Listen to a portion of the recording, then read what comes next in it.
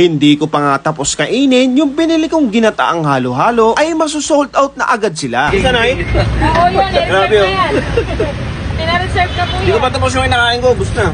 At madalas daw ay hindi pa sila nagbubukas ay marami ng taong nag-aantay sa kanila para bumili. Grabe guys, ganyan kalakas itong legendary meriendahan na dinayo pa talaga namin dito sa Tondo. Imagine ninyo, alas 3 sila nag-uumpisa magbukas at halos ilang oras pa lang din yung nakakalipas ay halos paubos na yung kanilang mga paninda. At araw-araw naman ay paiba-iba yung tinitinda nila merienda. Pero tanging palabok at sopas lang talaga yung palaging available dito sa kanila dahil ito daw talaga yung best seller at palaging hinahanap na masugid nilang mamimili. Kaya naman sa mga gustong dumayo ay dito lang yan sa may meriendahan ni Ate Beth na located mismo sa may Cavite Street, Tondo, Manila. Nagbubukas sila dito simula alas 3 sa hapon. Pero agahan nyo guys dahil wala pa sila ay madalas ay may mga nakaabang na sa kanila. Andito na ngayon tayo sa isa sa pinaka-legend